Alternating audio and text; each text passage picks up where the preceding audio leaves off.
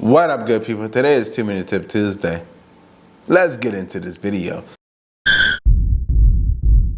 So today we're going to talk about how to prepare for the summer. The first learn up is checking your tire pressure and taking off the winter tires. If you got winter tires on your vehicle, go ahead and take those off and put some summer or all season tires on the vehicle, and make sure your tire pressure is at 35 psi so you can ride around getting it. Do not overinflate or underinflate.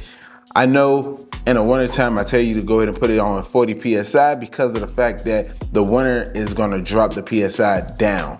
That's the reason why I'm telling you to put it on 40. But the summer is here. Guess what?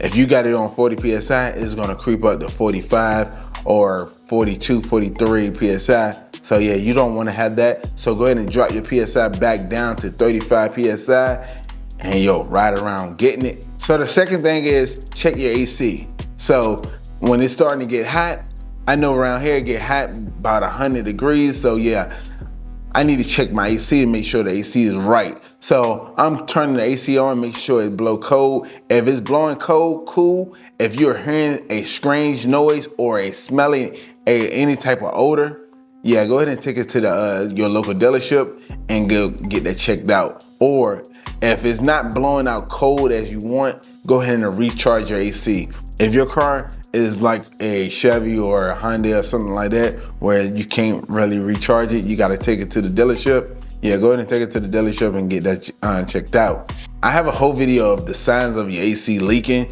I'll leave that in a link in the description below, or I'll leave it somewhere up there. So yeah, the next thing is check under the hood. Make sure you got good antifreeze, oil level is looking good, brake fluid, power steering, all that good stuff, even washer fluid. So you're looking over all of those things to make sure that your car is at least tip-top shape to ride around getting it. If you got antifreeze in the car, cool. If you doesn't, take it to your local dealership or take it down to your local AutoZone. Go ahead and refill the antifreeze. Now, if the antifreeze is leaving, yeah, that's a whole nother problem because you don't want your car to be overheating in the summertime. And make sure your oil level is good, and make sure that you have good oil in your vehicle, as in like you just get them routine oil changes and stuff like that. Yeah, because if you don't have no oil in it, it can make your car overheat. If your oil is dirty, your car is not gonna perform at its tip-top shape.